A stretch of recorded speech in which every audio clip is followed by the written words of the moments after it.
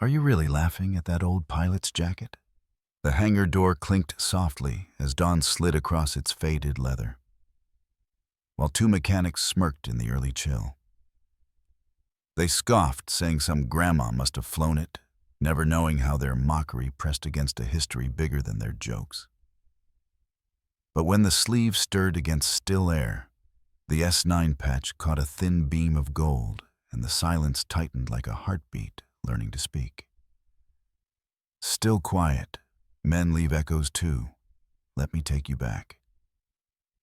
The hangar doors of Bay 3 sat half open, letting a pale streak of dawn run across the concrete.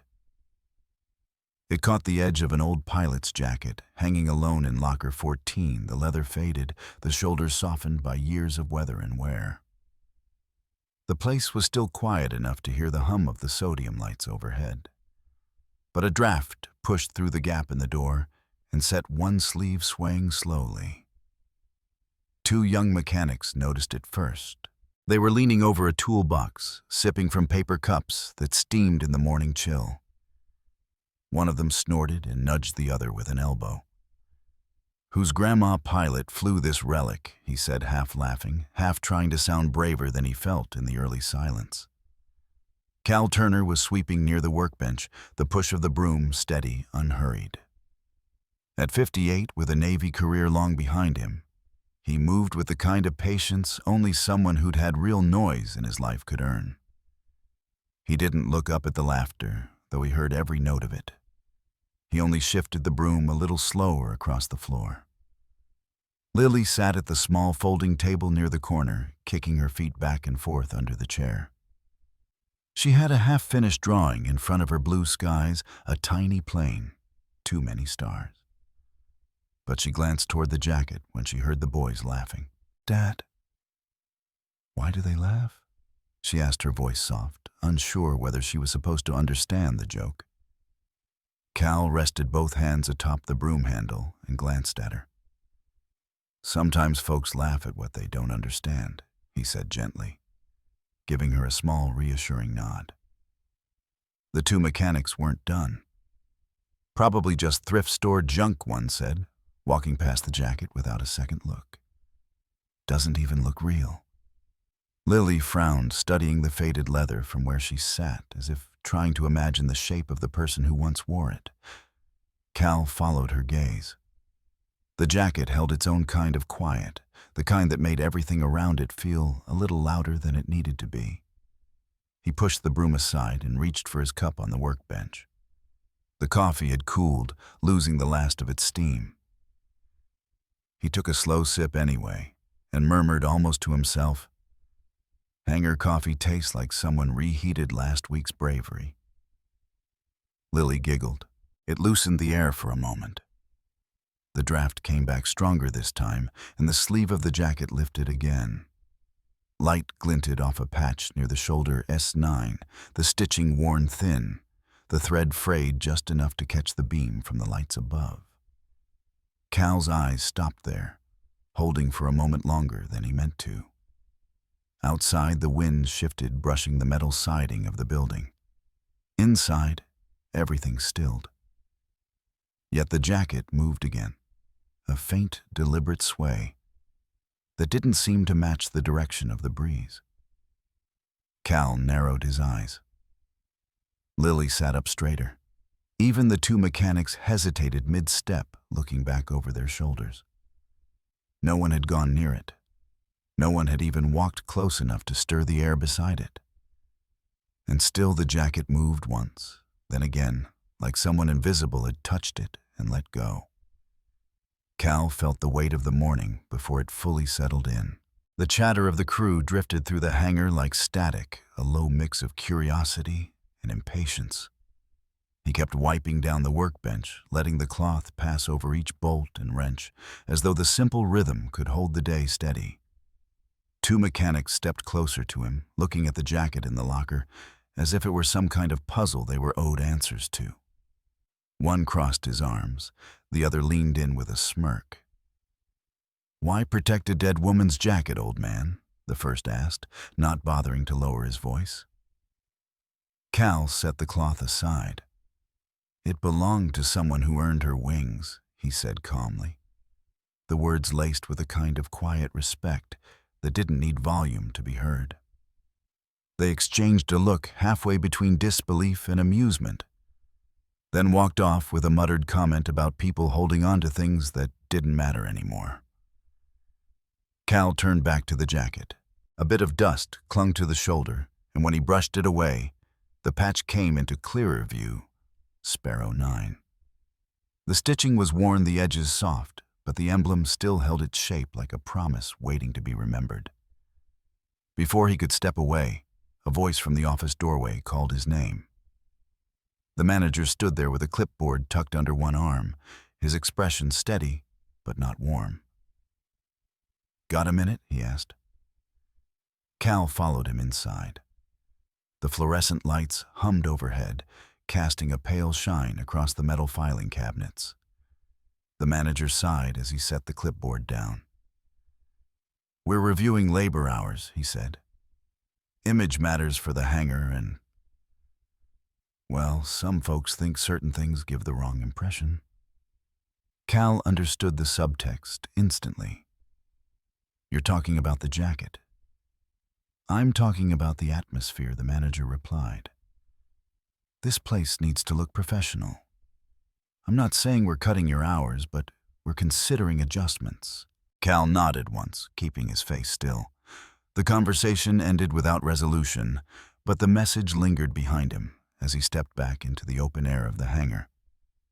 Then, after his shift, he drove into town. The post office sat between the bait shop and the bakery, its glass door taped with flyers and hand-drawn notes. The bell above the door rang when he entered, letting out a soft, metallic echo. Inside, the smell of old paper and cardboard mixed with the scent of winter jackets lined up in the queue. On the bulletin board hung Lily's drawing from last fall Happy Veterans Week, scrawled in bright marker. Above it, a strip of sunlight touched the corner of the page, making the colors look newer than they were. Ahead of him in line, an older man in a denim jacket glanced back. "Mornin', neighbor," he said with a small nod. "Cold one, huh?" Cal returned the nod. "Sure is." The clerk at the counter greeted each person with the same patient tone. When Cal stepped forward, she offered a faint smile. "Some folks don't know what's worth keeping," she said as she weighed a stack of envelopes. Cal paused, unsure whether she meant the comment for him, but it settled in the air like truth anyway. He left the post office and returned to his truck, thinking of the jacket. Then, as he lifted it from the passenger seat to shake off the dust from the day, something crinkled faintly inside the lining. Inside the jacket pocket, something else was folded tight. Cal set the jacket on the workbench, letting the leather settle into its natural folds. The faint crinkle he'd felt earlier still echoed in his mind. Lily climbed onto the stool beside him, her small hands already reaching for the inner pocket with the confidence of someone who believed answers always waited just a layer deeper. "There's something in here," she said, pulling at a seam until a tightly folded scrap of paper slid free. It was thin-yellowed at the edges, the corners pressed sharp from years spent forgotten. Cal hesitated before opening it. Lily leaned in closer. Her breath held her eyes fixed on his hands. The message was written in a hurried, steady script. "Return when skies are clear." S9. Lily whispered the words aloud, as if tasting them. "Dad, what does it mean?" Cal traced the letters with his thumb. "It means someone planned on coming back," he said quietly. A trainee walking past caught the last line and froze. "Wait, Sparrow 9, he said, voice rising. What if Sparrow 9 was real, you know? Those rescues from years back? The storms she flew into, the people she pulled out. Jack, the crew chief, stepped around the corner at just the wrong moment. He heard enough to scoff. "Myths don't leave jackets in dusty hangars," he said. "Legends stay legends for a reason." He shot Cal a look that said he didn't buy any of it. Don't let stories get ahead of you. Cal didn't answer. He moved instead to the old flight check radio on the shelf, the one no one touched anymore. Its casing was scratched, the knobs worn smooth. The hangar lights flickered against the metal surface as he plugged it in. The speaker crackled to life with a soft hiss, like a tired breath finally released. Lily watched the radio come alive. Does it still work? It tries, Cal said, adjusting the dial. Sometimes trying is enough. The static rolled in long, slow waves, almost rhythmic. It filled the corners of the hangar, a sound familiar enough to make Cal straighten as if some old instinct had tapped him on the shoulder. But just as he leaned closer, the wind outside died suddenly. The sheet metal stopped rattling. Even the drafts through the hangar's half-open door seemed to pause. The jacket, however, moved. It shifted once barely a whisper of motion, though nothing around it stirred. Lily's eyes widened. The trainee took a step back. Jack stood still, pretending not to notice, but failing. Cal raised the radio toward his ear. The static deepened, taking on a texture he hadn't heard in years. It wasn't the usual random flicker of frequencies. It pulsed slow, deliberate, like someone trying to tune a memory into shape. "Dad," Lily whispered. Cal didn't answer. He turned one last dial, the metal clicking softly under his fingers. The hiss sharpened. The sound gathered itself, pulled tight, and rose in a narrow beam of clarity. It carried something faint underneath it. Not words. Not yet. More like the start of one. The static sharpened like a voice trying to push through. The night before Veterans Day brought a thin storm line across the coast, the kind that darkened the sky without fully committing to danger. The hangar lights flickered against the metal beams, humming in quiet protest each time the wind pressed against the doors. Cal stood by the old flight check radio, his hands steady on the worn knobs as he tried once more to tune through the static. A few of the crew lingered behind stacking tools and wiping down their stations with the restless energy of men who didn't want to admit they were curious. "Expecting ghosts," now one of them said, his voice carrying across the open floor. Cal didn't answer. He just leaned closer to the speaker, listening to the rising and falling hiss. Lily sat nearby on a crate, her legs dangling, watching her father with wide, expectant eyes. The storm outside rattled the railing, sending soft echoes through the rafters. The static thickened without warning. It rolled into a deeper, more deliberate tone, like the sound had suddenly found bones to stand on. Cal froze. Lily leaned in. Even Jack, who had just stepped out of his office, paused mid-stride. A crack cut through the noise. Then, a voice old female, steady despite the distance, pushed through the static in broken syllables. "Sparrow 9. Checking in." The hangar fell completely silent. Even the storm seemed to hold its breath. Jack stared at the radio, his expression caught between disbelief and fear. "That wasn't an archive," he said slowly. "Our frack doesn't hit archives. It can't." Cal's throat tightened. He set the radio down gently, the speaker still whispering faint fragments of the signal. Everyone watched him now. "When I was starting out," Cal began, his voice low, "there was an old rescue pilot who flew storm missions long after the rest of us would have turned back, Sparrow 9. She had this way of making the sky feel smaller than the people she was trying to save." Lily didn't move, her gaze fixed on him. "One night years ago, she ran a mission through a mess of wind that should have grounded her. I was on the tarmac when she landed. She told me every storm eventually clears if you hold the line long enough." He touched the jacket hanging nearby, brushing his fingers over the worn sleeve. "When she retired, she left this with me. told me to hang it up for her, until skies are clear again. Still, the storm pushed against the walls, but the jacket didn't move this time. It hung perfectly still, as if the room itself had decided to listen. Jack stepped forward, swallowing hard. Cal, if that really was her, he wasn't slammed by force, only by protocol. Cal said quietly, staring at the radio.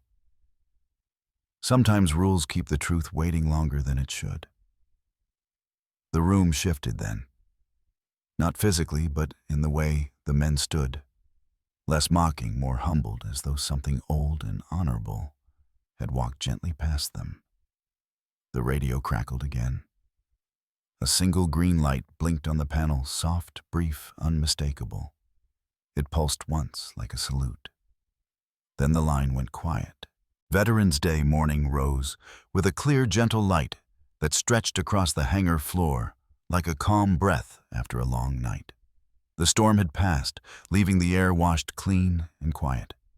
In Locker 14, the pilot's jacket hung neatly on its hook, the early sun catching the worn leather and giving it a warm, almost ceremonial glow. The crew arrived slowly, their steps more measured than usual. No one joked. No one nudged another with an elbow. They moved with the quiet awareness of people who had witnessed something they couldn't explain away. Jack approached Cal with his cap tucked under one arm. He looked older than he had the day before, softened somehow. "We were wrong," he said, stopping in front of him. "We didn't see what you saw." Cal didn't respond right away. He simply nodded, acknowledging the shift, without pushing it any further. Jack let out a breath and walked toward the row of lockers, motioning the others to join him. One by one, they peeled off the stickers they had slapped on earlier in the week. The jokes, the doodles, the careless words. They came down quietly, each scrap folded and tossed in the bin without a sound. When they finished, the lockers stood clean and simple, the way a place of respect should be. The manager stepped out of his office just as the last sticker fell away. He cleared his throat, guilt flickering across his face. "Cal," he said, "about your hours. I reviewed things again. We'd like you back full-time. No conditions." Cal blinked, surprised by the sudden certainty in the man's voice. "All right," he said softly. Lily stood a few feet away, looking up at the jacket with her hands clasped together. Her eyes had the brightness of someone who understood more than adults thought she could. "They hear her now," she said, barely louder than a whisper. Cal joined her, resting a hand on the top of her shoulder. The leather jacket rustled gently, though the air in the hangar was still. The patch-marked S9 caught the sunlight just enough to shine. Then, as Cal looked at the jacket, something quiet settled over him. A memory, a promise, a piece of unfinished business he had carried for years. He reached into his pocket and felt the small metal key, old oval-shaped with a faint engraving nearly rubbed smooth. It had belonged to Sparrow 9, tucked into the lining of her flight bag, the day she retired, handed to him, with a simple request he hadn't yet fulfilled. Lily noticed his hand tighten around it. "What's that?" she asked. "Something that used to belong to her," Cal said. "Shouldn't it stay with the jacket?" Cal shook his head gently. "Not exactly." He stepped back, looking at the locker, at the jacket, at the sunlight cutting across the floor. Then a soft shift in the air moved through the hangar just enough to stir the edge of the leather sleeve, the same way it had. On the morning, everything changed. But Cal had one last thing he needed to return. The hangar was quieter than usual, as if the building itself understood what the morning meant. Sunlight drifted in through the high windows, warm and steady, settling over the spot where the jacket now hung for good. A small spotlight had been fixed above Locker 14 at dawn, casting a soft halo over the worn leather. It gave the space a gentle reverence, the kind that didn't need ceremony to feel like one. Cal stood a few steps back, hands in his pockets, watching how the light touched the edges of the old patches. Sparrow 9's emblem, once dulled by long years and hard weather, now caught just enough brightness to glow faintly. The sight steadied something deep in him, like a knot he hadn't noticed loosening. A new plaque had been mounted beside the locker, polished brass against clean steel. The engraving was simple, deliberate Sparrow 9. For skies she kept safe, and for those who still remember. The crew gathered in a line without being told, shoulder to shoulder, their boots marking a neat row across the floor. None of them spoke. They didn't need to. The silence had weight, but it was a respectful kind, carrying the same tone Cal remembered from tarmac nights decades ago, when pilots saluted before stepping into storms. Lily slipped her small hand into his. Her eyes followed the jacket with a soft, wondering look, as though she could still hear the faint echo of the voice that had broken through the static days earlier. One of the younger mechanics stepped forward, removing his cap. He spoke under his breath, just loud enough for the others to hear. They laughed once, but never again. The words lingered, settling gently over the group. Cal felt a quiet shift move through the hangar. Something like gratitude, something like closure. He reached into his pocket and drew out the old key, the last keepsake Sparrow 9 had given him. The metal was warm from being held, its engraving barely visible after years of rubbing against fabric and time. He stepped toward the locker and laid the key on the shelf beneath the jacket, resting it carefully, almost ceremonially. It was where it belonged, now not hidden, not forgotten, but a part of a story that finally had room to breathe. Behind him, Lily tugged at his sleeve. "Dad, will her call sign come back again?"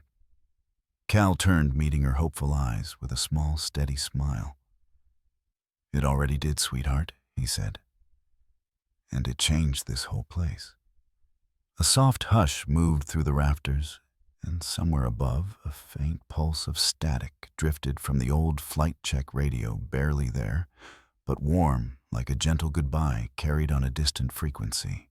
No one spoke of it, but several heads lifted, recognizing the sound, even if they didn't fully understand it. Cal placed a hand over Lily's shoulder, guiding her a little closer so she could see the plaque, the jacket, the key, all the pieces finally where they were meant to be. He exhaled slowly, letting the moment settle. "If this story moved you," he whispered, as though speaking to anyone who might someday pass through the hangar, "share it forward." The hangar stayed quiet that morning, the kind of quiet that lets sunlight settle gently over old leather and brass, and Cal stood there watching Sparrow 9's jacket glow under its small, warm spotlight, grateful that the men around him had finally learned to look with clearer eyes. Still, there was something steadier in him now. A reminder that kindness done without expecting return can feel like a lamp in a winter window, small but strong enough to guide people home when they need it most. Then, as the crew lined up in a quiet row of respect, the faintest breath of static drifted from the old radio, no louder than memory, yet clear enough to make every head lift, as if someone had whispered a promise back into the room. Quietly, Cal rested his hand near the plaque, knowing the story would stay long after footsteps faded.